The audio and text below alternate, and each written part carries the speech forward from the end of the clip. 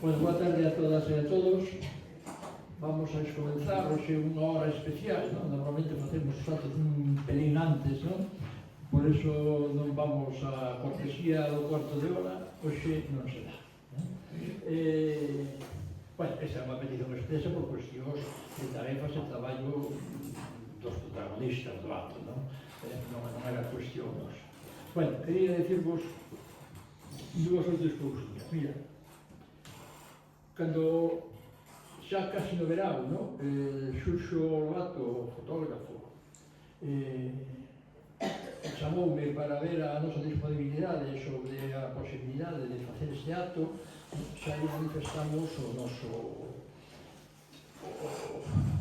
acordo, quedamos así un pouco aldeados polo mesmo e nos sentimos moi ledos e que ao final lográramos ponernos de acordo, non por os zapatos, non por as axendas e os problemas que máis ou menos vai xorrindo por aí, non? Bueno, vou a perder un minuto con dúas ou tres cousiñas que nos interesa decir para enmarcar, non? E logo xa... Aquí no Ateneo dispoñemos de algunhas cuestións de importancia, de moita importancia para nós, non? Pero tamén para a sociedade, non? Algúnas hasta poden ser casi inéditas, non? Porque tiñan o recorrido que tiñan, do feito que había e da constitución que se facía, non? Entón, en ese sentido, nós aquí pois temos dous artigos moi interesantes en dúas revistas, unha do ano 2000 e outra do 2001, da revista Atenea, de Isaac de Pardo, non? Cousas son moi curiosas, non? Na primeira delas se titula Desmemoria da Historia e se tedes ocasión de leela, está no repositorio do Ateneo, é de rabiosa actualidade. Como nos olvidamos as cousas, non? En definitiva. A segunda delas é a súa intervención no acto de inauguración deste local, non? Xunto a outras personalidades das que estábamos comentando fai uns momentos, non? Bueno, tamén temos un contributo que fixo sobre a exposición do certamen que se fixo sobre Tomás Barros, que era seu curmán. Tamén temos a grabación do acto con Filgueira, con Figueira Valverde, Carballo, Calero, Ramón Piñeiro, Anxo Teixeiro. Pero, ben, desos xa son pequenos detalles que vamos a pasar para alto. E logo, ao final, e xa finalizo, vamos a, cando remate o acto, o digo agora porque ao mellor despois, pois, hai xente que ten que marchar e demais, non? Lle vamos a facer entrega aos conferenciantes de unha figura de Sagradelos que está feita sobre a base de un dibuixo cedido por Isaac de Pardo sobre o gaiteiro Constantino León. Entón, bueno, pois ese é un tema peculiar, non? Que iso nada máis que temos nós. É verdade que está repartido en moitas institucións de Ferrol, incluindo o propio Concello, pero é o que temos aí, non? De importancia, non? Como me decía Fernando, que é o noso bibliotecario e amigo, que sempre queda moi ben rematar unha presentación destas con unha frase da persoa, do persoeiro, non? E nese sentido, dentro da propia grabación da súa intervención, señalaba unha que a mí tamén me parece ben, non? Dice, os homes fixeron as cousas non para ter cultura, senón para vivila.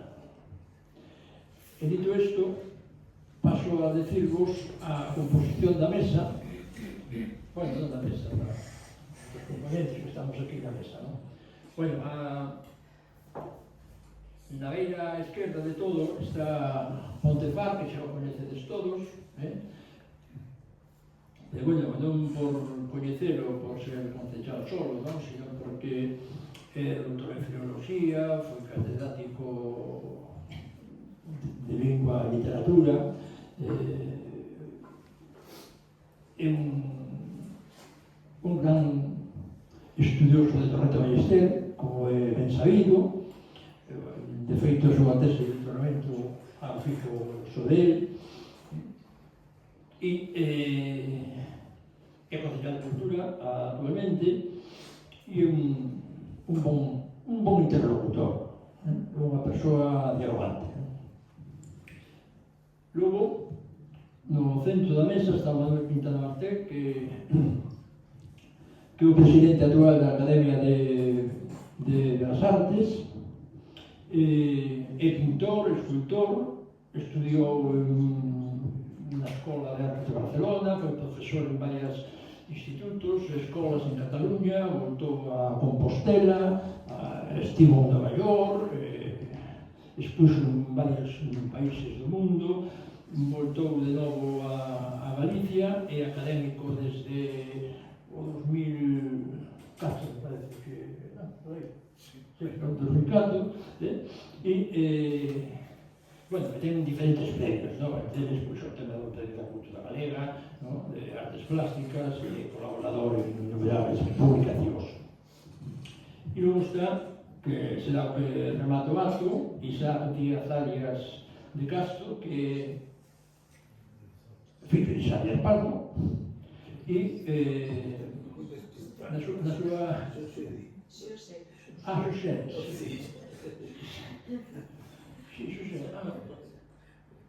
Bueno, en realidad digo que tiña notado aquí Isaac Díaz Pardo, non me ponía nada.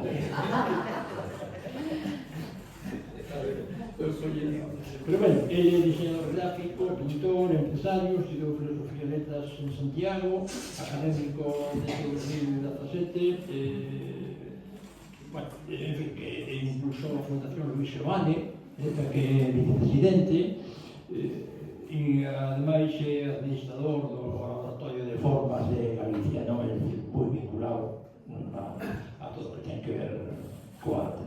E eu, se me pasei un minutino, pois remato así, e paso a palabra a Ponte para que nos diga o que sí.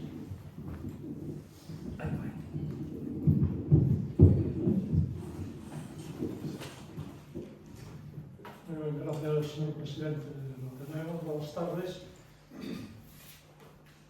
Benvidos a este homenaje da Real Academia Galega de Belas Artes a Isaac Díaz Pardo neste Día das Artes Galegas.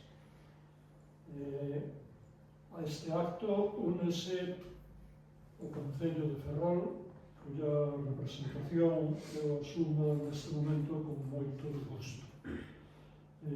Compañeros de mesa, encantado de poder compartir con vos este recordo, este homenaxe a Isaac Díaz Pardo, do que eu non vou a falar nada máis que dúas ou tres cousas que quero decir para mostrarle o meu agradecimento público a esta enorme figura que foi Isaac. Un home que foi marcado polo galeguismo desde a súa cuna, o galeguismo que se respiraba na súa casa, na súa familia. Hai que recordar que era fillo de Camilo Díaz Valiño, que era un dos membros de Irmandades da Fala, e na casa de Camilo Díaz Valiño estiveron en conversas frecuentes, pues, xente tan importante como Castelao, como Vicente Risco, como Del Pedrallo, como Ramón Caravillas, Blanco Amor, Paso Rey, etc. Nese ambiente crece, medra, Isaac Díaz Pardo. É lógico que este home salda con un galeguismo no seu ADN e con unha capacidade artística non só innata, non? pero que o ambiente lle axudou a explotala e a cultivala. El foi estudiante despois da guerra, gracias a unha beca da Diputación Provincial da Coruña, pudo estudiar na Real Academia de Belas Artes de San Fernando, onde realmente se forma como artista, como pintor, en primeiro término. Logo foi profesor na Real Academia Catalana de Belas Artes de San Jorge, en Barcelona. E logo abandona un pouco o mundo da pintura e dedícase ao mundo da cerámica, un ceramista enormemente importante que nos sabemos todos, non? A cerámica de Castro, a cerámica de Sargadelos, débese a súa obra, ao seu tesón e a súa arte. Unha experiencia como ceramista e como empresario en Argentina de 13 anos que mantuvo a Isaac en comunicación total e directa con Luis Solán e con Rafael Dieste, o sea, que ese galeguismo que ele daba aquí seguiu cultivándose, aumentándose, fomentándose en Argentina.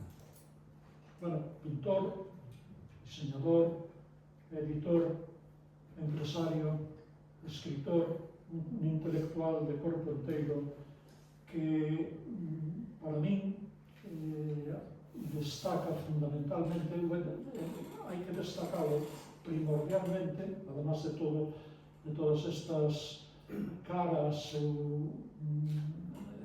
que ten na súa faceta artística, hai que destacar por encima de todo a súa humildade. O sea, este home que conocí, non o tratei personalmente, pero si o conocí en actos como este, sempre ca súa generosidade iba donde o invitaban.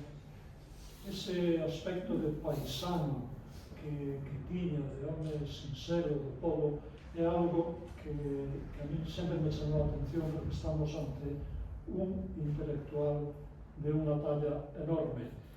Medalla de ouro ao mérito nas Belas Artes de España no ano 2009 e anteriormente medalla de Galicia no 2007.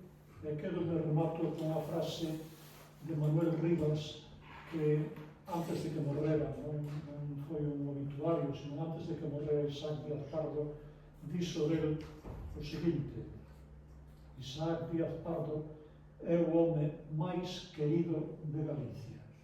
Eu creo que ten toda a razón do mundo, desde logo comparto, celebro que hoxe estemos recordando a Isaac Díaz Pardo. Moitas gracias.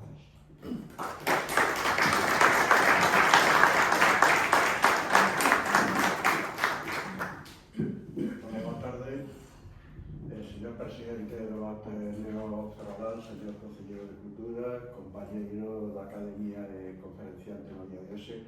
Eu simplemente, en representación da Real Academia Galega de las Artes, quero agradecerles a vostedes a presencia aquí hoxe para ser un pouco testemunha desta conferencia que a mí me parece importantísima e trascendental para coñecer a obra de Isaac Díaz Pardo en canto a esa transformación do artista, do genial artista e poliédrico creador hasta o mundo da empresa da cerámica e o mundo do diseño industrial. Pero desto vainos a falar Xosé de seguido. Simplemente comentar que a Real Academia Galega de las Artes acalou por unanimidade total do pleno no ano 24 a dedicar o Día das Artes Galegas e todo o ano entre o 1 de abril de 2025 ao 1 de abril do 2026 a dedicar ese homenaxe a Isaac Díaz Pardo por toda a súa importancia e a súa trascendencia en todo o que o arte do século XX non só en Galicia, sino en España e tamén as raíces que deixou en Latinoamérica e como figura enormemente trascendental sin a cal a cultura galega moi difícil de comprender, sobre todo no que é a segunda mitade do pasado século. Ben, como decirles que para aqueles que non o viran, en este momento temos unha exposición que está promovida pola Academia Galega de las Artes e pola Xunta de Galicia no Museo de las Artes da Coruña, que é unha exposición importantísima en donde aqueles que non a viran e que les pode interesar entenderán moitísimo mellor e con unha visión enorme da obra de Isaac a conferencia que nos vai a dar Xosé. E sin máis, xa agradecerles a súa presencia e xa xa mellor logo máis tempo. Moitas gracias.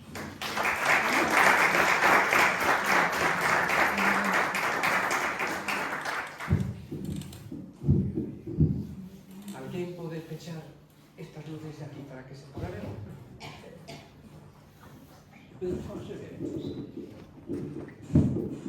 Bueno, boas tardes a todos e moitas gracias aos meus compañeros de mesa polas palabras fermosas que dixeron. Moitas gracias.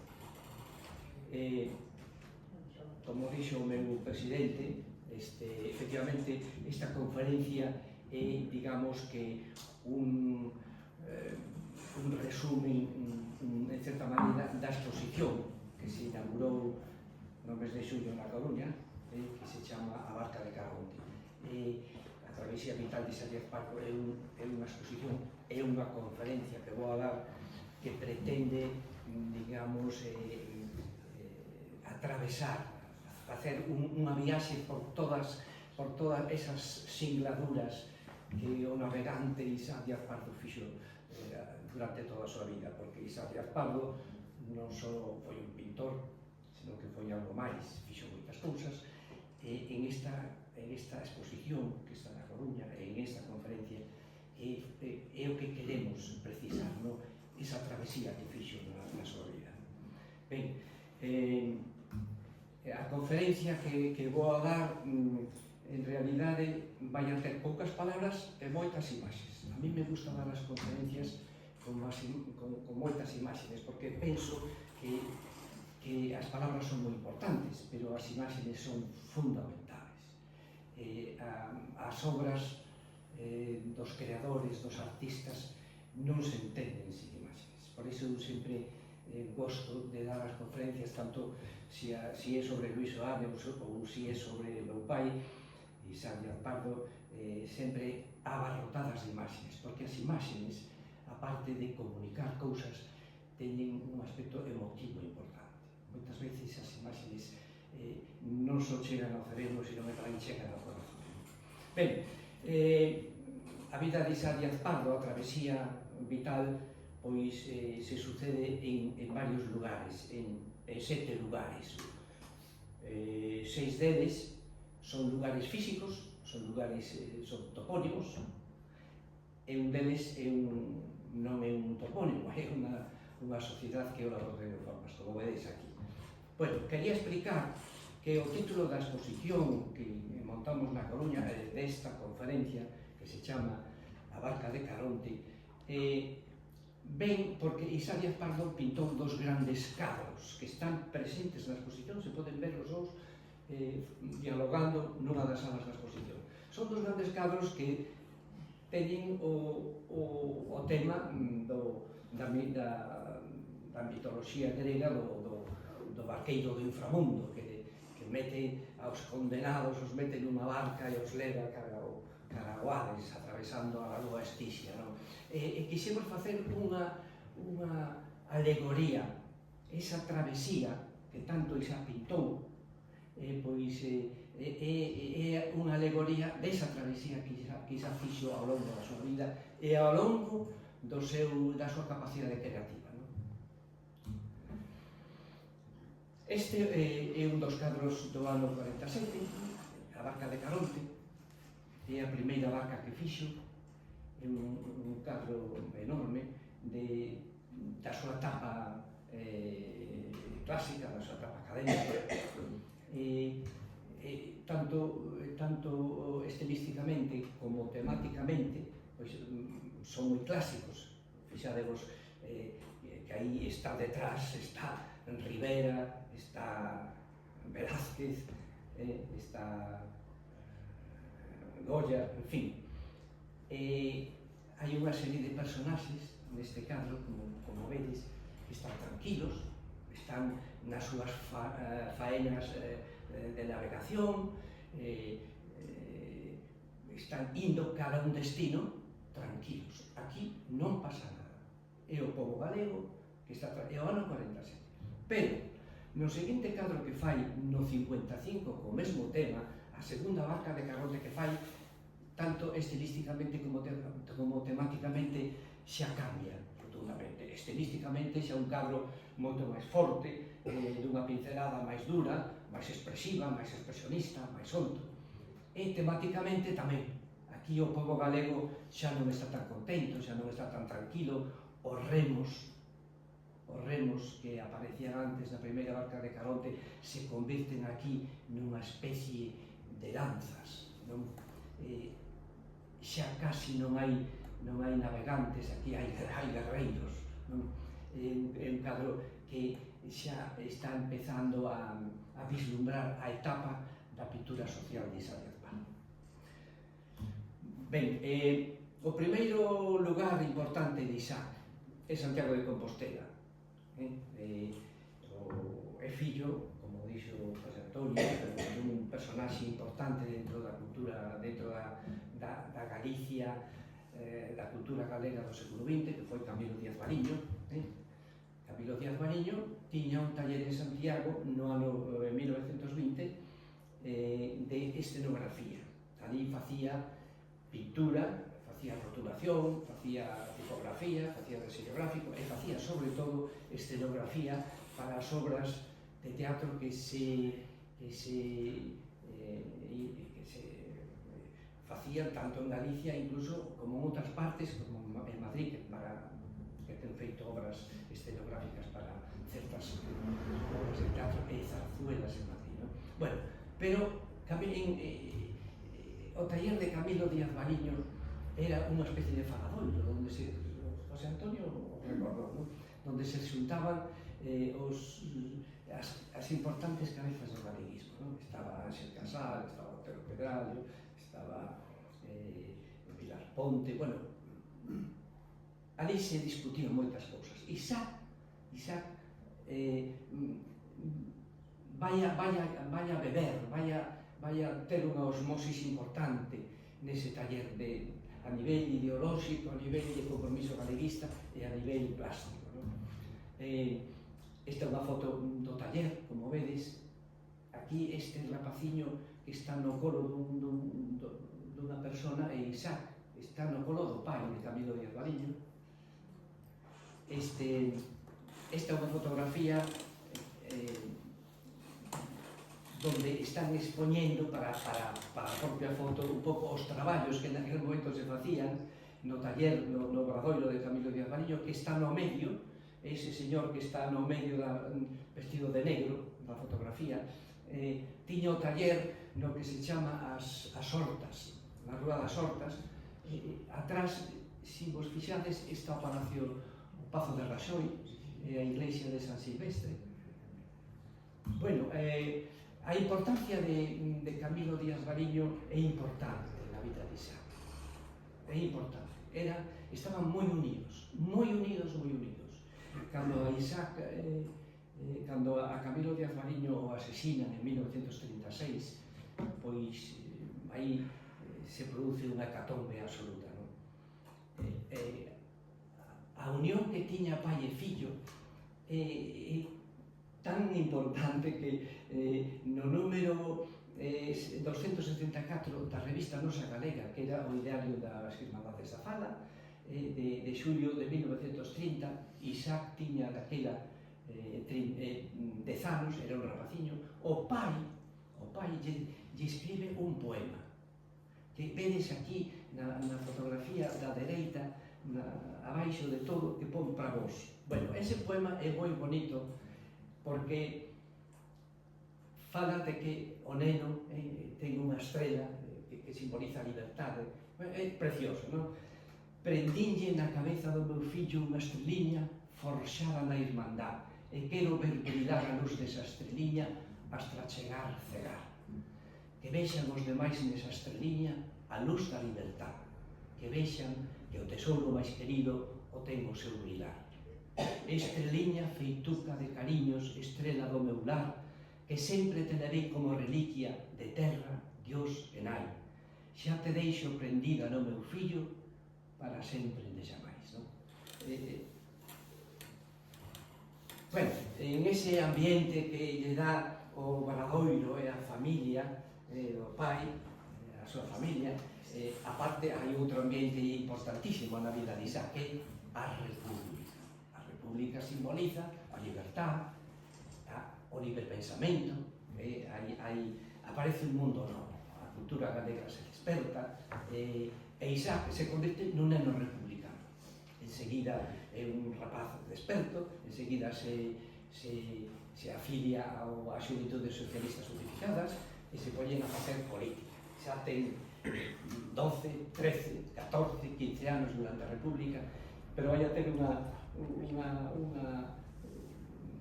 moitísima actividade política, non? Vai a rematar a súa actividade antes de que o golpe de Estado do 36 a súa participación no plebiscito de Estatuto de Autonomía de xuño de 1936. Aí vamos a ver que un rapaz de 15 anos, vamos a ver xa que o rapaz apuntaba maneiras, non? Porque fixadevos, estos 4 carteles os fai el, os deseña el para a campaña do Estatuto cando ten 15 anos. Pero aí non remata a súa actividade política, o seu compromiso ca República e, sobre todo, co Estatuto. Este é a Praza do Obradoiro, días antes do plebiscito da autonomía, e xa fai unha intervención enorme no solo da Praza do Obradoiro. Pon un cartel xigante que pon autonomía, que vai desde o Hospital Real hasta San Xerome e desde a Catedral hasta o Pazo de Raxoi, que pon sí. É unha intervención curiosa de un rapaz de 15 anos que se lle ocurre para darlle pulos ao plebiscito facer esta intervención. Esta foto sacou na él, despois de facer a intervención, subiu ao primeiro piso onde traballaba o pai. O pai traballaba tamén de delineante do Concello, traballaba no primeiro andar do Pazo de Raxoi. Pediulle a cámara ao pai e sacou varias fotos da intervención que fixo na Praza do Obradoiro. Esta outra das fotos tamén vese algo aquí do sí, autonomía, e unha estrela xigante no medio. Bueno, hai un golpe de Estado tremendo, matanlle ao pai e sabe que ten que agocharse porque ele ten un compromiso político determinado e naquele momento ten que agocharse. Os tíos, uns familiares da Coruña, logran sacarlo de Santiago, metelo nun Castromil e leválo para a Coruña. Aquí vemos, esta é a derradeira fotografía de Camilo Díaz antes de matarlo, uns días antes de matarlo, de asesinarlo. Camilo, entre algún dos seus traballos pictóricos ou dibuxísticos, xa prevía un pouco o seu inmolamento, porque o seu asesinato, porque fíxados que aquí aparece o héroe galego, a estrela, deitado, desangrándose en riba dun dolme, cousa que lle iba a pasar a ele nunos días. Bueno, se agocha na Coruña, na casa dos tíos, ali lle morre a nai enferma rapidamente no ano 37, e ao ano seguinte de matar a pai morre a nai. Se queda absolutamente solo ca irmá e ten que gañarse a vida. Isa Díaz Pardo, que ten 16, 17 anos, se pon a traballar e traballa nun obradoiro de rotulación industrial, que facía todas as rotulacións que naquela época eran abundantes en teatro, en cines, en eventos, en rotulación de tranvías, de autobuses, en fin. E aquí o vemos nesta fotografía, é a única que temos desa época, nunha fotografía cos compañeiros do taller da obradoiro da Casa Bianchi, que se chamaba así, está nun círculo, están brindando porque remataron algún traballo. Ben, pero Isaac, cando ten 19 anos, fai a súa primeira exposición na Asociación de Artistas da Coruña. É un rapaz que xa sabe pintar, xa sabe dibuixar, xa sabe compoñer, ten unha dotación profesional xa bastante madura, que aprendeu co pai ali no Obradoiro de Santiago. Esta é a primeira exposición que fai na Coruña, ten 19 anos, cando fai, ten 19 anos non, ten 18 anos, ainda non cumprir os 19, non? Esta exposición e outros traballos que fai consiguen unha beca da Diputación da Coruña para estudiar en Madrid. El iba para arquitecto, el sempre se gallaba de que todas as desgracias que pasaron coa guerra, a morte do pai, a familia quedou totalmente arruinada, tuvo que escoller, tuvo que irse a unha carreira moito máis barata que a arquitectura, que era a de Belas Artes. Entonces el se matricula na Escola de Belas Artes de San Fernando e termina os estudios 2 anos, os 4 anos os rematan 2 anos. Esta é unha foto da etapa cando está, en 1940, cando está na escola. E aí, en San Fernando, en Madrid, na oscura posguerra, fixados os anos tristes e oscuros dos anos 40, aí nace o pintor. Esta é unha foto que temos dunha obra importante dele, que son o coro. Consigue no ano 41 un viaxe a Florencia, unha beca do Conde de Cartagena para viaxar a Italia. No ano 41, en plena guerra mundial, se vai a Italia. Según comentaba el, pasou unha fame tremenda porque comían as cousas peores que había, incluso peixe podre, decía el, que un día lle diron en Florencia peixe podre, que pasou unas moi mal, dice que tiñan un frío e unha fame tremenda, pero conseguiu ampliar os seus estudios, porque visitou Roma, Florencia e Siena, estudiou nos museos os clásicos italianos do Renacemento, e iso llevalo de moito claro. No ano 41 hai unha situación importante na vida de Isaac, que vai a ter que ver por que se fai ceramista, por que fai cerámica despois. No ano 41, un ilustre, importante pintor e diseñador, cartelista do réxime daquel momento, que se chamaba Carlos Sáenz de Tejada, que era un home importante na parafernalia imaginaria do franquismo naquela época. Aquí vedes un dos carteles, por exemplo, un dos centos de carteles que fixo, pois, sobre o requetés, a falange, toda aquela parafernalia que había naquela época, non? Este señor se le ocurre facer un curso de diseño industrial en Madrid, no ano 41. Entonces, na Escola de Artes e Oficios Artísticos de Madrid, el monta un curso.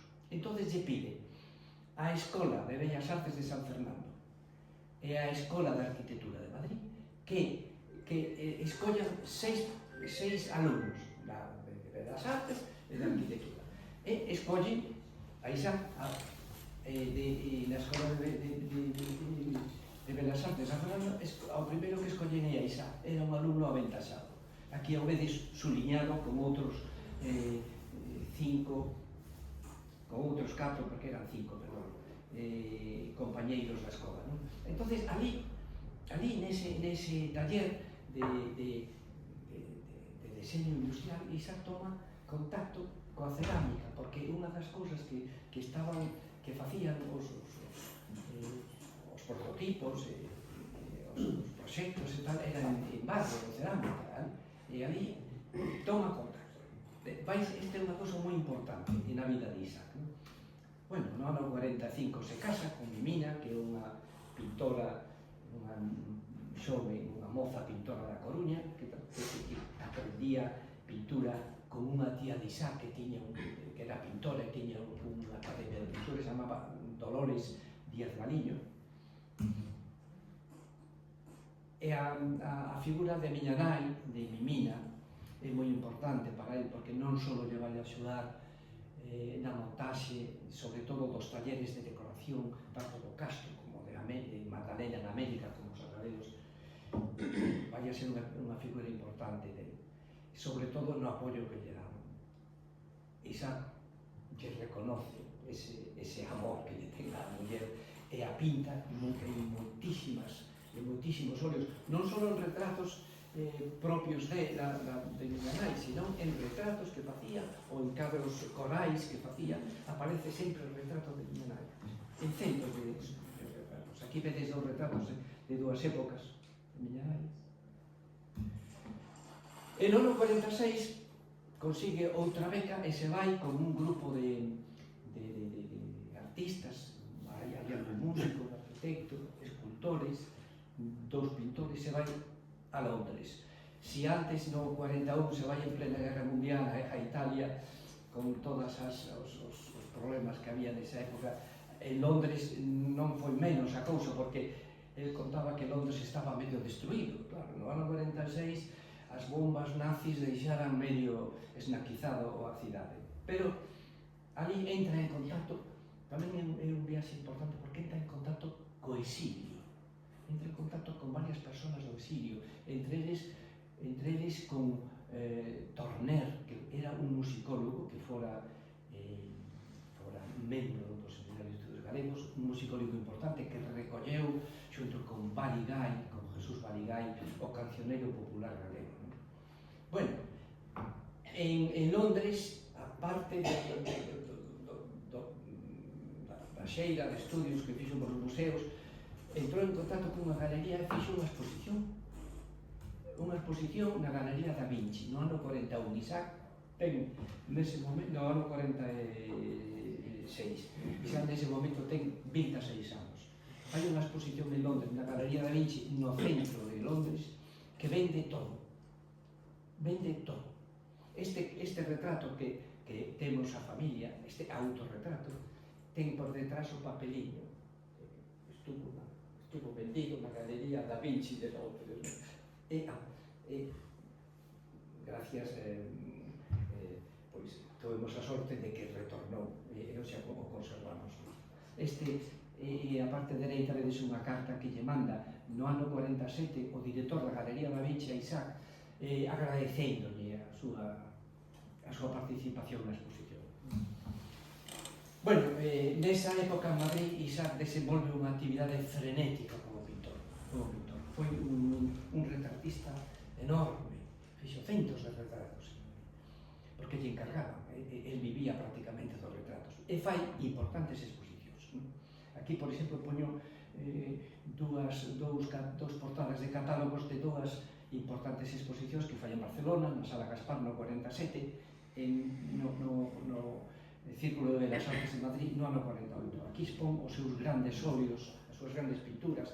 Ten a todos os grandes críticos da época, francés, Camon Aznal, Ramiro José Cera, os ten todos eloxiando a pintura de Isaac, porque realmente un rapaz tan novo, 27, 28 anos, que teña esa explosión creativa, esa profesionalidade, esa creatividade, non é normal, non? Nesa época son os grandes lenzos de Isaac. Este é un lenzo, para min, é o máis importante da súa etapa clásica, porque é un lenzo que tanto estilísticamente como temáticamente ten unha importancia enorme. A composición diagonalizada deste cadro, e o tema piramidal do centro, como está composto, é unha maravilla o cadro. E logo o tema, o cadro, vese ben, o cadro se chama Os Afogados, pero en realidad el quixo facer unha homenaxe aos asesinados na Guerra Civil, non? E ao pai, claro, porque o personaxe que está tumbado, o afogado, que está abaixo, ten un tiro na frente. Bueno, este é outro cadro importante dele, o concerto de Zanfona, o fai no ano 46 para festexar o seu primeiro fillo. Camilo, o seu primeiro fillo, ele era moi niñeiro, gustabanlle moitos nenos. Cando lle nace o primeiro fillo, non se lle ocurre outra cousa que facer un gran óleo este enorme, ten máis de 3 metros de ancho, exaltando a figura, o nacemento do negro. Eu creo que están cantando unha especie de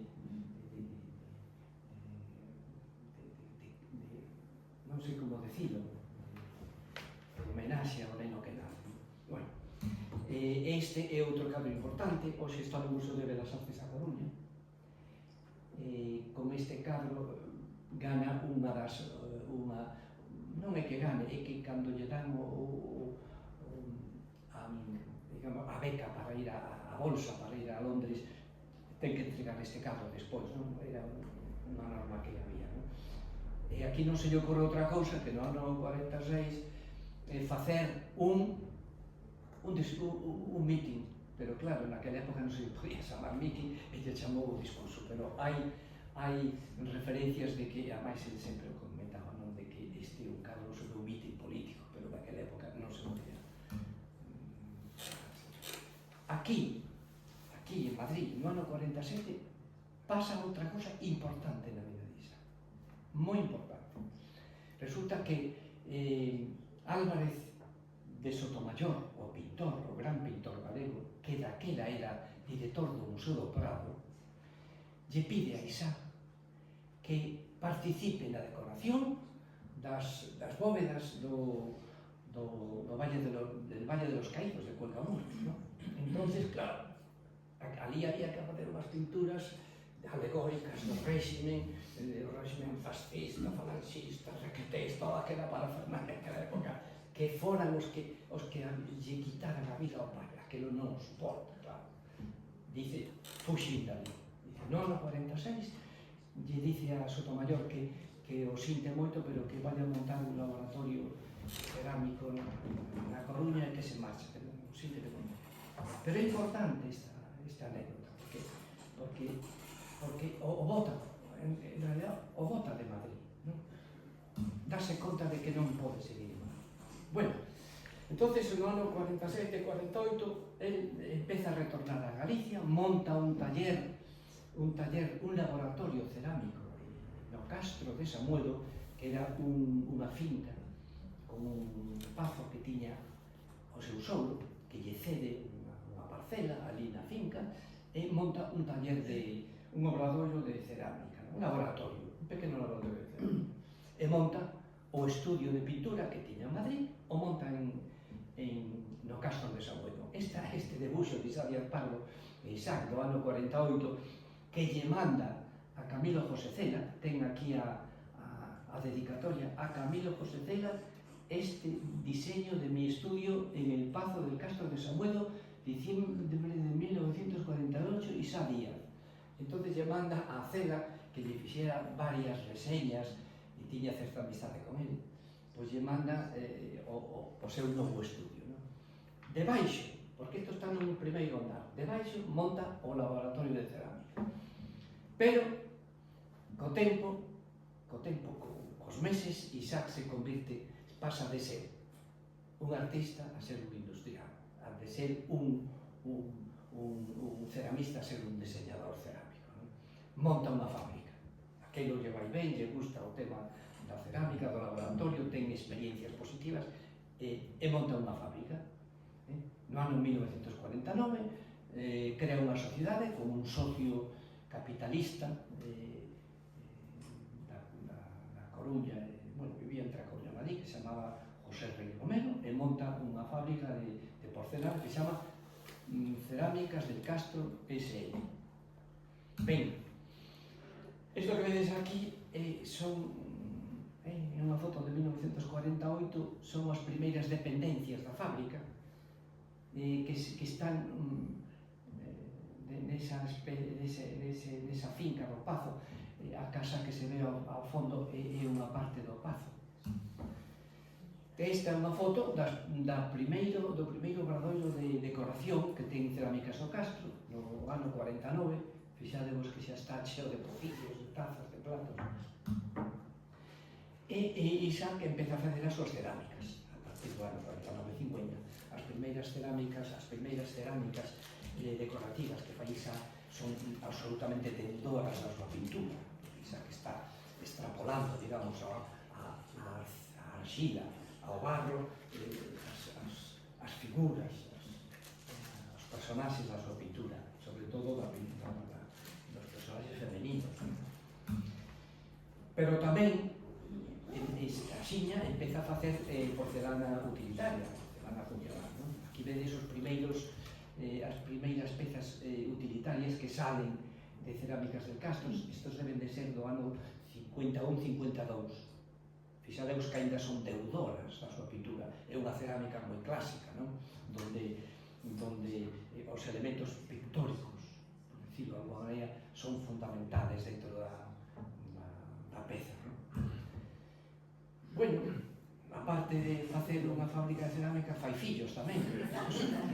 Estos son os 3 fillos que ten, están no castro, a carón da fábrica.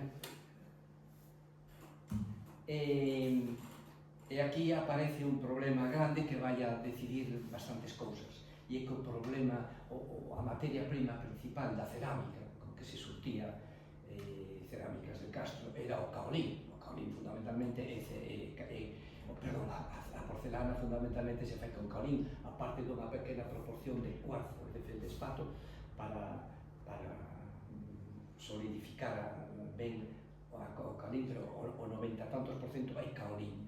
Pero o caolín resulta que o usaba a industria alemana da porcelana, da cerámica, fundamentalmente da rexión de Bohemia, e ca división despois da Segunda Guerra Mundial, as minas de caolín quedan en zona soviética, na Bohemia checoslovaca, que están onde están as minas de porcelana. Entonces os alemáns se quedan sen caolín e veñen a España. Saben que en Galicia hai unha fábrica de porcelana, que hai unha mina de caolín importante no norte de Lugo, e chegan a un acordo co goberno de Franco daquela época, e se quedan cas minas. Fan un contrato e quedan en Cerámicas del Castro e outras fábricas de España, en Asturias, en Guipúzcoa e tal, se quedan sin caolín. Entonces, Isaac, a axuda de un abogado, un importante abogado de Vigo e intelectual, Valentín Paz Andrade, fan a guerra. Van a Madrid, se reúnen cos jerarcas do Ministerio de Industria, da Asociación de Ceramistas, logran que se revirta o tema. Entonces, no contrato que se lle fai aos alemáns, está un apartado que dice que tamén con esa mina que van a explotar os alemáns, e o lavadoiro, que o caolín hai que lavalo, que se monta en Burela, teñen que suministrar á industria española. Bueno, pero isto o deixa medio moi ferido. Este tema, sempre falaba de que aquello foi decisivo para que se marchara de Galicia. Aquí vedes na Galicia, na revista Galicia Migrante de Bos Aires, que dirixía Luis Seoane, el xa saca algún artículo con o pseudónimo de Fernández Ollarlobo sobre o tema do caolín. Os caolines de Sargadelos sirven ahora a la industria alemana, escribe en 1954. Laiándose, non, de que os caolíns españoles, galegos, os metían nos barcos en Burela, lavábanos nos lavaceiros de Burela, os metían nos barcos, que eu conecín. Conocimos esos barcos que enchían de polvo blanco o molle o peirado de Burela, rumbo a Alemania. Bueno, eu non sei se me vou a estender moito, tratarei de que non pase nunca dunha hora. Entonces, no 55 se marcha a Bos Aires, se marcha a Suecia. Estaba un pouco cansado de todo o que lle pasaba aquí, o tema do caolín o deixou medio esfarelado, e ten a sorte de que no ano 55 o Centro Galego de Bos Aires o invita a facer unha exposición da súa pintura e das súas cerámicas. E alá se vai a Bos Aires, no 55, o 19 de decembro do 55, inaugura a exposición nos locais do Centro Galego de Bos Aires, que naquela época era unha das grandes institucións sociais e culturais de Bos Aires naquela época. Aquí vemos unha fotografía da inauguración da exposición. Está entre Laxeiro, o pintor Laxeiro, e Luis Seoane. Luis Seoane daquela levaba o tema editorial tamén levaba o tema cultural do Centro Galego, e foi un dos que influíron para invitar a Isaac a Bos Aires. Bueno, en Bos Aires Isaac sufre unha conmoción, porque se atopa co obradoiro do pai. Resulta que a xente que conocera, moita da xente que conocera no obradoiro do pai, resulta que aparece asiliadas, ou exiliadas, aparece en Bos Aires. Está Luis Oane, está Dieste, está Lorenzo Varela, Arturo Parrado, Blanco Amor, Baltar, Neira Vilas, etc. Aí aparece Isaac ten unha conmoción, porque se lle abre a vida. Dice, coño, veño dun país oscuro, negro, os anos 50, non hai libertad, non hai nada, é un país triste. De repente chega a Bos Aires, que era unha das grandes urbes culturais do mundo daquela época, non? E se atopa cos grandes artistas intelectuais que estaban no exilio. E ali cambia fundamentalmente, non? E que pasa ali? Pois que lle piden que Isaac, vente a vivir a Bos Aires, a Argentina, monta unha fábrica de cerámica como que montaches ali na Coruña. Veña, que aquí estás nun país libre, hai unha actividade cultural enorme, podemos facer grandes cousas. E alá se foi ca connivencia dun dos exiliados, era un gran intelectual galego, hoxe esquecido, que fora un dos fundadores do Partido Galeguista, que fora vicepresidente da Asociación de Pontevedra, Núñez Búa, que aquí está na foto acompañado por Luis Oane, están recibindo a meu pai nunha das viaxes que fixo a Bos Aires. Montan unha fábrica de porcelana nunha pequena cidade que está ao sur de Bos Aires, que se chama Magdalena. Ali Isaac vai a estar desde o ano 57 hasta o ano 67, 10 anos dedicados a sacar adiante esa fábrica, non? Bueno, aquí vemos en esta foto a Isaac diante da nave de produción de Magdalena.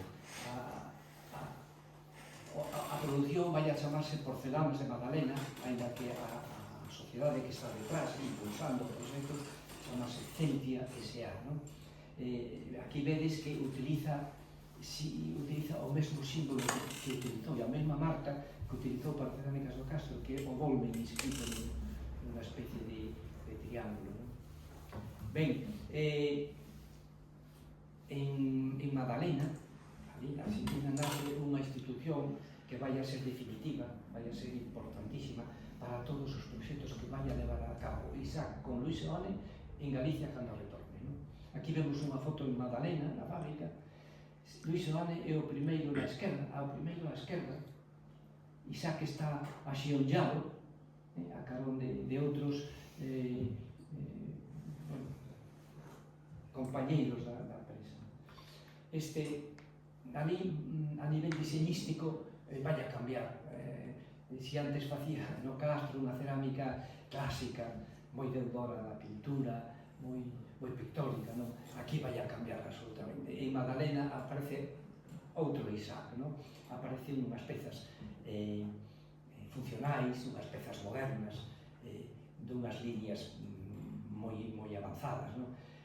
Pero aparece tamén, digamos, o deseño con patria que decía ele, o deseño que recolle as formas, as tradicións, a arte popular, en fin, a idiosincrasia do lugar onde se fai a cerámica.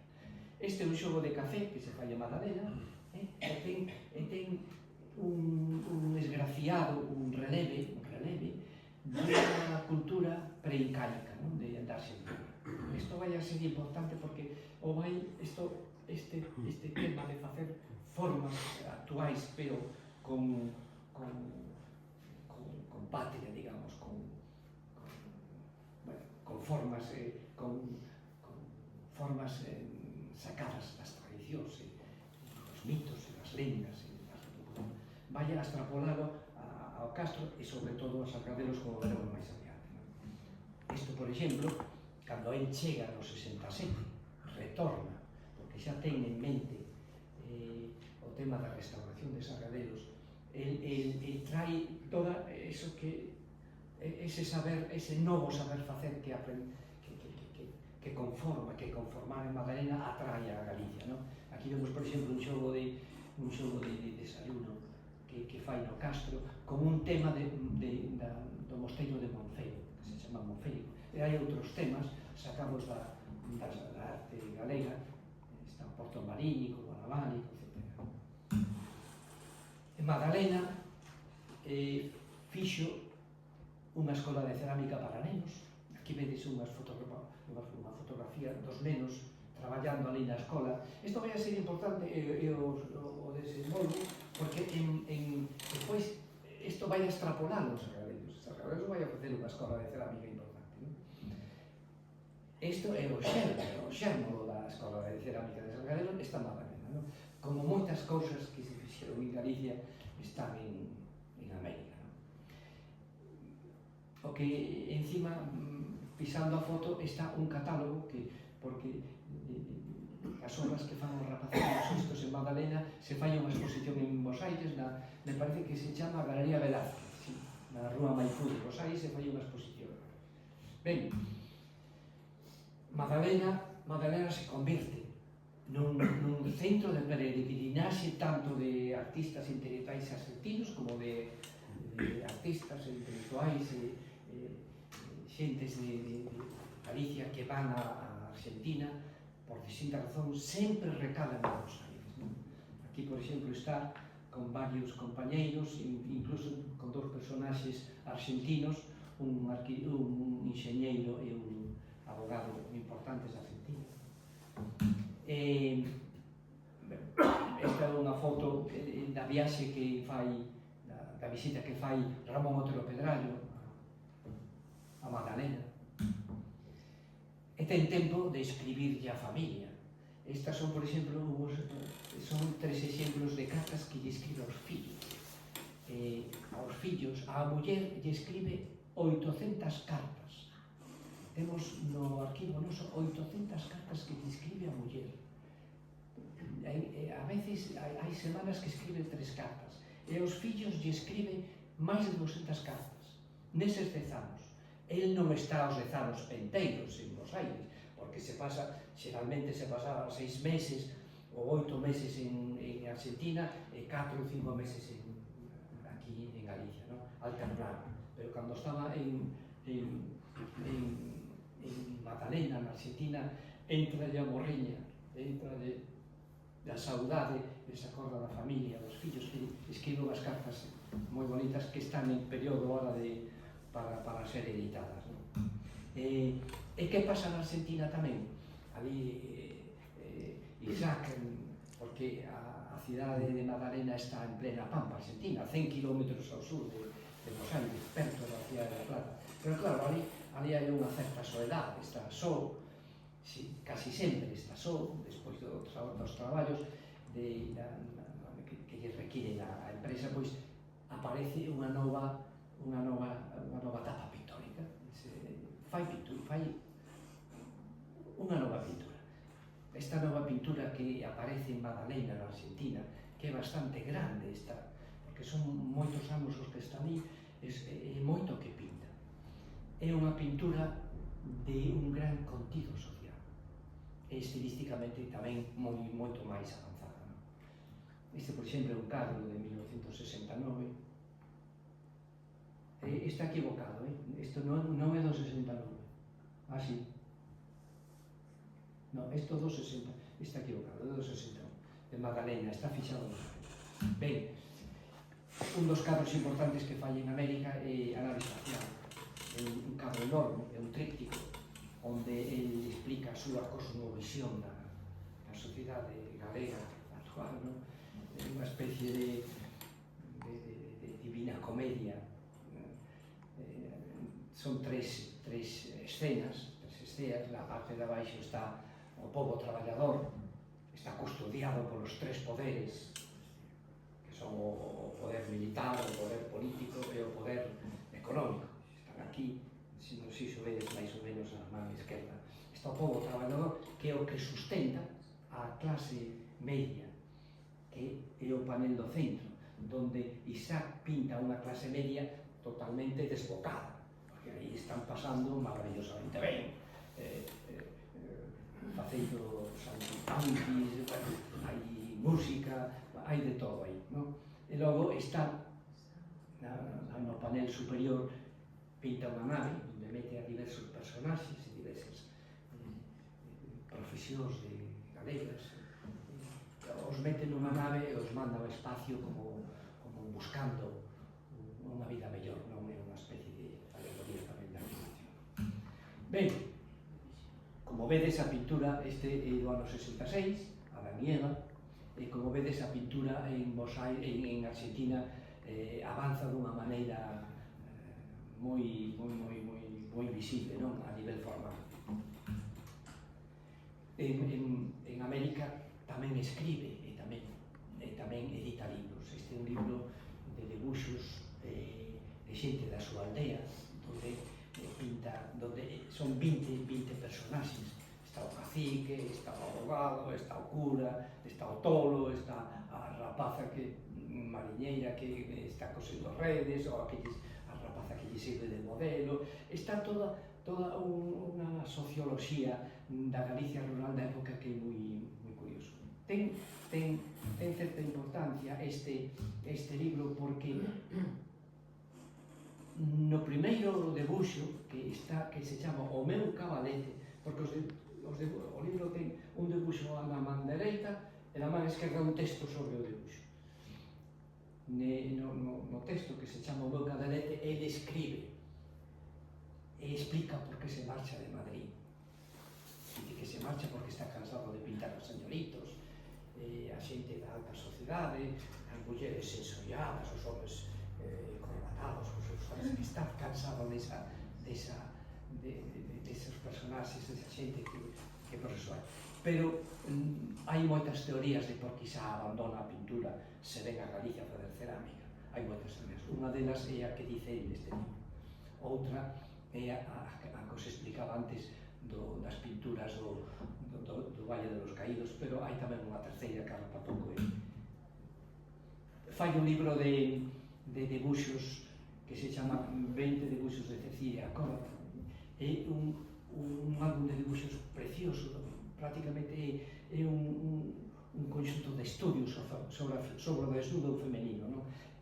Ten certa importancia este álbum porque nel aparece o único texto que escribiu Isaac de ficción, un texto precioso, donde él nun fin de semana deixa a fábrica, se vai a Buenos Aires, atopa ali no barrio de San Telmo, que había unha feria ali, atopa un tinglado onde había unha rapaza que facía malabarismos e lle encanta a rapaza, lle encanta os malabarismos que fai e lle pide que pose para ele Magdalena. E a rapaza vai, hai un momento en que vai a Magdalena e posa para o pintor, para que poda pintar. Un texto curioso. Estas son algúns dos debuxos que hai no libro. Bueno, vamos a ir adiantando.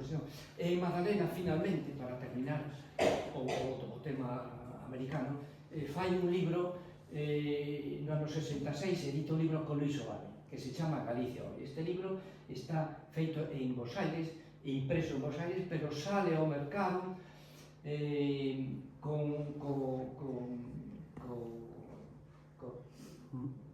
ca marca editorial de Rodio Ibérico, que era unha das editoriais do exilio en París, era unha editorial importante da oposición ao régimen franquista. Este libro, Isaac e Soane lle piden a moitísimos intelectuais, poetas, artistas, denuncia prácticamente dúas cousas, a represión e a emigración. É un libro importante porque é a primeira vez que se escribe un libro sobre como está Galicia nese momento, en que circunstancias sociais, políticas, culturais está Galicia nese momento.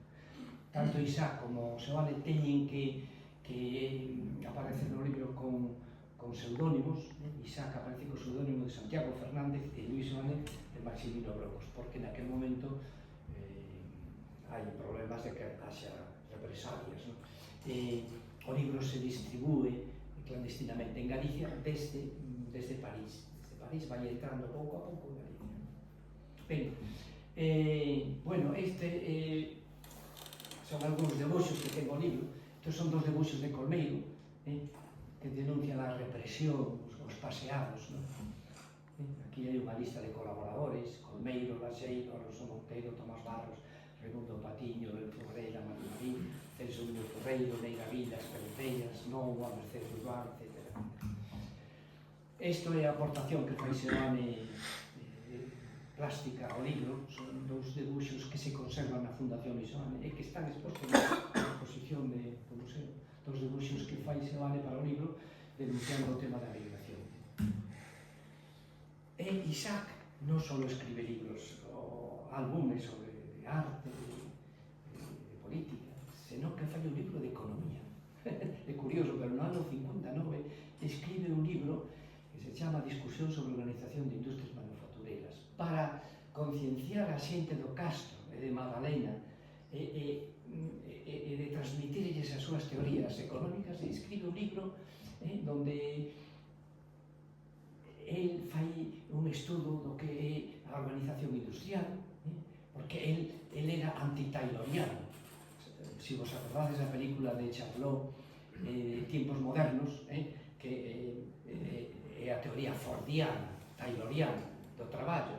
Un operario fai solo un traballo durante todo o día e nada máis que eso. Entón, ese señor, vos acordades da película de Tiempos Modernos?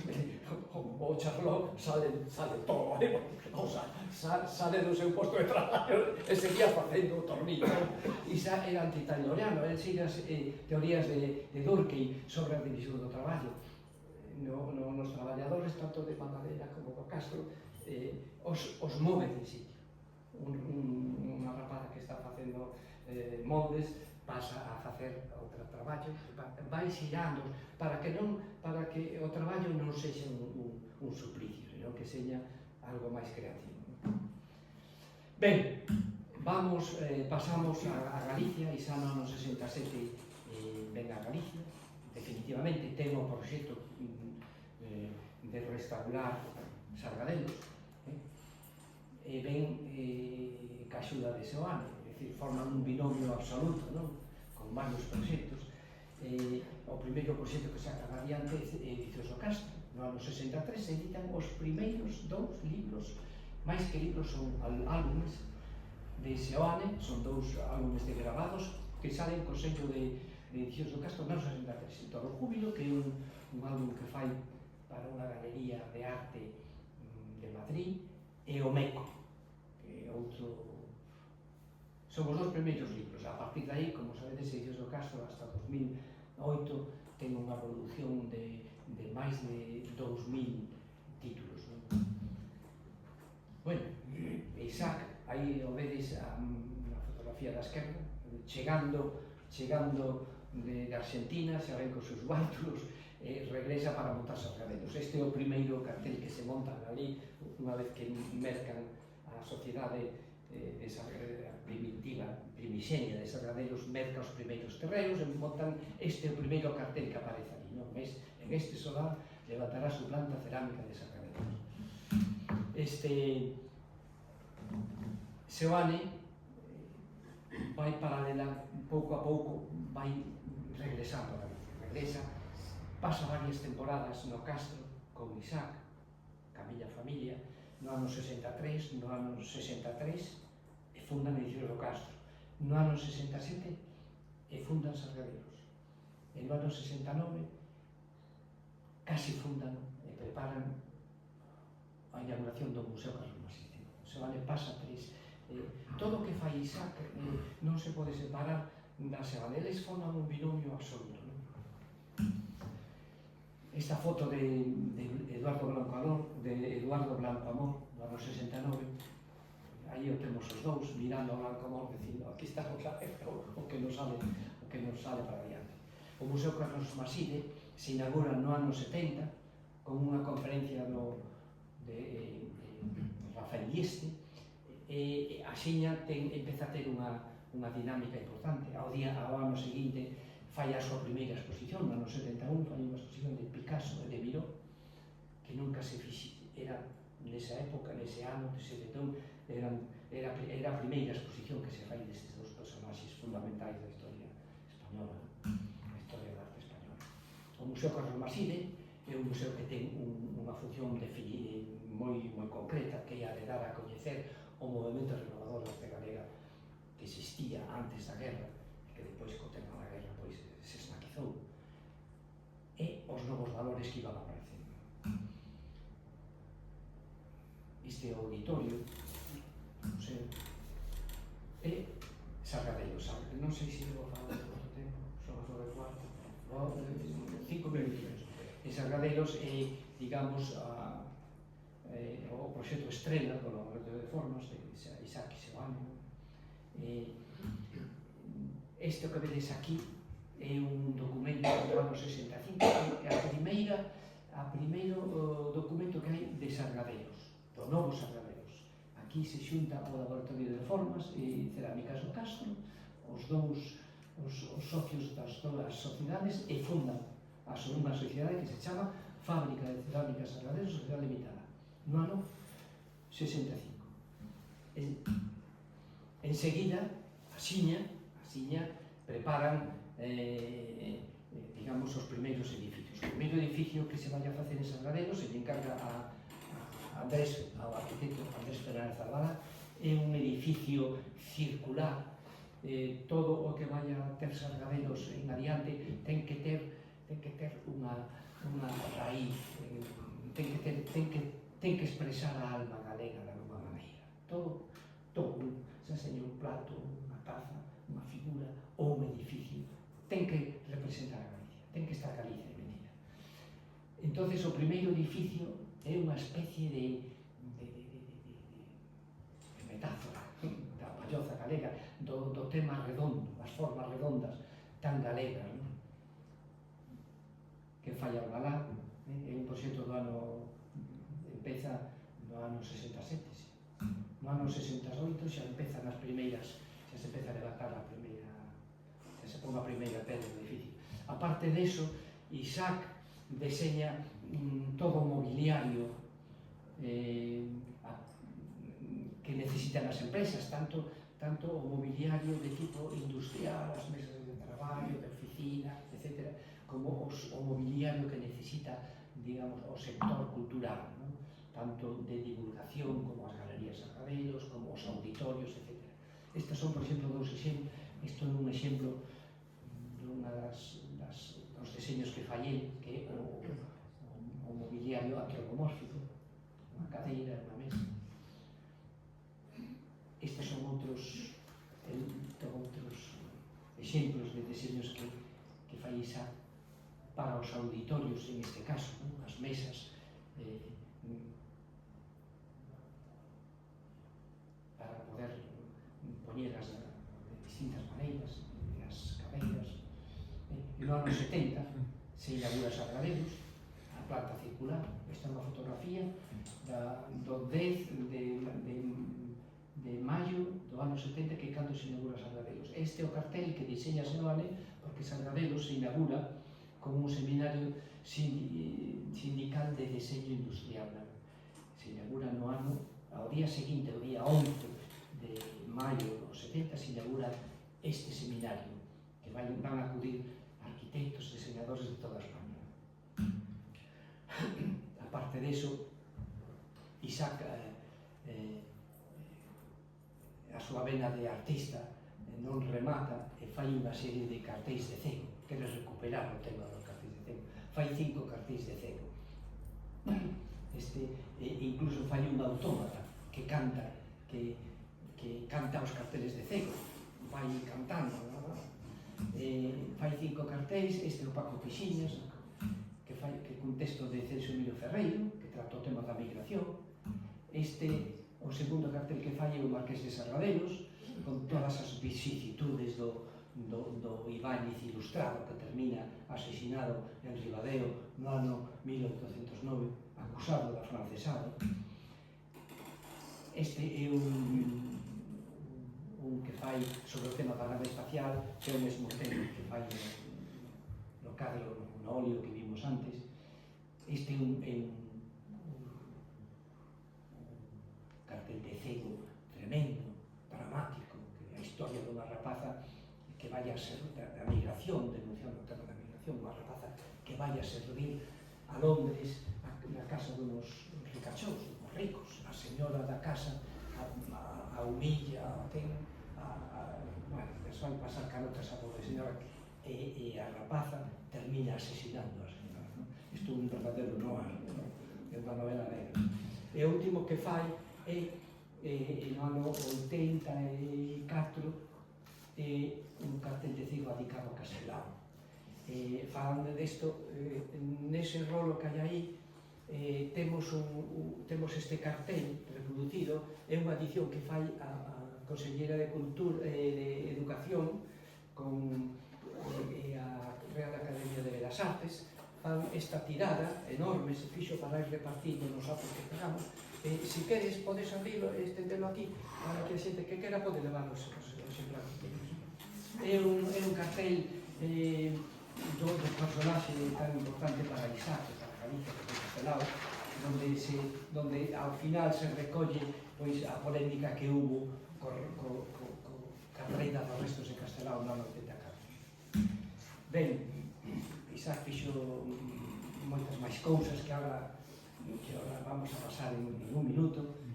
Creou o Seminario de Estudos Cerámicos en Sargadelos, que é unha institución que proveía de coñecemento tanto artístico, deseñístico como tecnolóxico ás empresas. Creou as garrerías Sargadelos que pulularon por toda Galicia, por Madrid, por Barcelona, por Milán, por moitos sitios de fora, por Oporto, por Sevilla. E eran unha especie de embaixadas, porque non só eran tendas onde se vendían produtos das empresas da cerámica, produtos cerámicos, sino que se facían exposicións, presentacións, actividades culturais. Era unha especie de embaixada. Eran os anos 70 e Galicia tiñan moi poucas posibilidades de divulgarse. As galerías Sargadelos cumpriron un papel importante nesa parte. En Sargadelos se creou unha cousa importante, que foron o que falábamos antes, as experiencias de escola libre, que entre 1972 e 2006 tuveron lugar en Sargadelos. Por Sargadelos pasaron centos de personaxes de todo tipo, grandes artistas, intelectuais, escritores, enxeñeiros, arquitectos, de todo tipo. Aquí, por exemplo, poño un exemplo, estos son algúns dos programas dos encontros estivais. Está José Cela, está Cunqueiro, José Luis Sampedro, e como estamos en Ferrol, pois iba a Torrento Ballester, porque estuvo en Sargadelos e deu unha conferencia preciosa, Eduardo Blancamor, etc. Ben, aparte de iso, Sargadelos traballou para recuperar, digamos, o conxunto industrial que estaba en unhas condicións penosas en Sargadelos, unha fábrica tanto de siderurxia, os altos fornos, como a fábrica de cerámica, de louza. Entonces consigue que no ano 72, e aquí o Boletín Oficial do Estado lle dá as gracias, lle recoñece ao Laboratorio de Formas de Galicia, que foi quen impulsou o tema, consigue que o Ministerio declare conxunto histórico artístico Sargadelos, as ruínas, non? Incluso consigue que a Casa de Administración, que é a foto da dereita, a Casa de Administración, onde estaban as oficinas das empresas antiguas, se restaurara e se convertira nun pequeno museo de Sargadelos. Tamén crea unha institución en Santiago que trataba, que quería traballar sobre temas de comunicación, a restauración do Seminario de Estudos Galegos, da gran institución en 1924, que se creara en 94, interarias, de investigación interarias, que na Guerra Civil queda resquizada. Isaac, como outras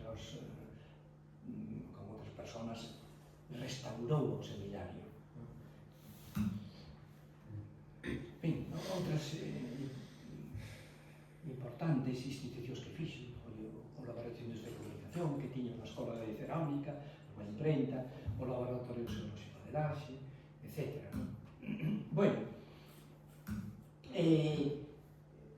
Tamén suliño moito unha das coleccións importantes de Sargadelos que estes días nunhas xornadas científicas que hubo no Museo de Belas Artes nos paramos bastante nesta colección os participantes, porque é unha colección moi importante que empezou no ano 81 e chegou a, está subrayando aquí, chegou a editar 210 tomos sobre temas de historia recente de Galicia. Que pasou na Guerra Civil? Que pasou na posguerra? Que pasou no exilio? Que pasou con toda a xente que desapareceu? Está todo recollido aquí, nesta colección, de gran importancia. Bueno, el remato. No ano 2001, Isaac é un home maior, xa ten, creo que 80 anos, non? 81 anos, é un home maior. Sabe que vai a desaparecer en poucos anos. E quere que o grupo Sargadelos teña, digamos, un futuro que estea amparado, que non se convirta nunha compañía comercial únicamente, que siga tendo ese carácter de reivindicación da cultura de Galicia e de divulgación da cultura de Galicia. Entonces, él crea unha fundación no ano 2001 que se chama a Fundación Sargadelos. Estos son documentos, o da esquerda recolle o compromiso dos socios de Sargadelos e do Laboratorio de Formas para crear a fundación. A fundación se crea, se funda e Isaac pretende con esa fundación que os socios aporten parte do seu capital para que a fundación chegue a ter o 51% do capital social e así poda ser a guieira do futuro das empresas. Pero que pasa? O capitalismo, os socios non estuveron pola labor e no ano 2006 apartaron a Isaac das empresas. Ou apartaron. Aquí tedes esta foto preciosa de Xurxo Lobato donde Isaac se pon a man na cabeza dicindo, pero a donde chegamos? Que pasou aquí? Dios mío, que fixen mal para que non me salira ben isto? É a etapa dos fracasos de Isaac. A partir de aí, entre 2006 e 2012, en xaneiro, que morre en xaneiro de 2012, Isaac é unha temporada moi triste, porque Isaac se refuxa en Santiago I, despois no Casa, é un home en certa maneira vencido porque os socios que de toda a vida o apartan das súas obras. Esta é unha foto preciosa de Juan Rodríguez. Vemos a Isaac que parece o rei destronado. Este é o último libro que fai, tentando construir unha esfinxe de pedra. É un libro medio poético onde constantemente lle está preguntando, como na antigüedade grega, a esfinxe: pero que foi da miña vida? Por que me metín así? Que pasou? A onde vamos? É un libro, é o último libro dele, no 2006. E esta é a última exposición que fai, é a etapa dos fracasos de Isaac. Quixo chamar Pinturas e Fracasos. A fixo no 2001, en Santiago de Compostela, organizada pola Xunta de Galicia. Bueno, no 2000, efectivamente, Isaac sempre, nestes últimos anos, sempre falou de que a súa vida do fracaso. Nos, os descendentes, o povo galego, penso que en xeral, penso que a vida de Isaac non foi un fracaso en absoluto, non? Foi unha obra foi unha obra exemplarizante, dou pautas moi definidas, moi concretas, moi atinadas de como hai que moverse por este mundo, non? E, bueno, foi unha persona que desde o ano 76 hasta o ano 2009 está cheo de recoñecementos por todos os lados, tanto universitarios, académicos, pola máis humilde asociación cultural, non? Foi unha persona chea en vida, chea de recoñecementos. E penso que o seu fracaso non foi tal fracaso. E como está.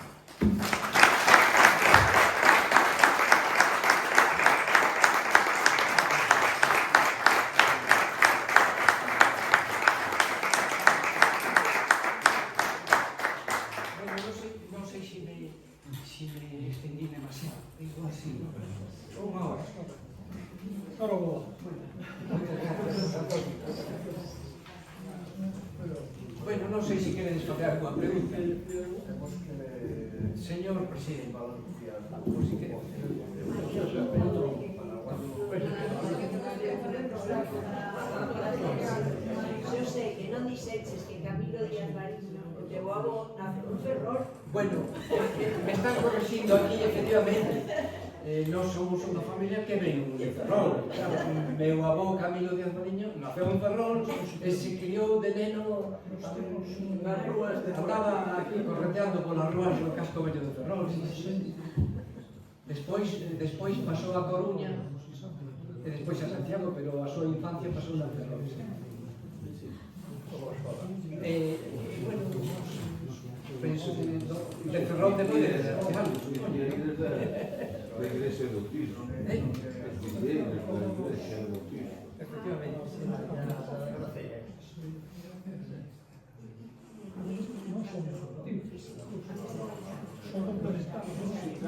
Bueno, si por parece, entonces, damos por rematado o acto. Nos vamos a tener vamos a repartir o cartel, que vamos a entregar as cerámicas y vamos a pedirle que nos firmen no libro de personaxes ilustres. Non son ilustres. Sí, sí, sí. Pero é o libro só. Agora,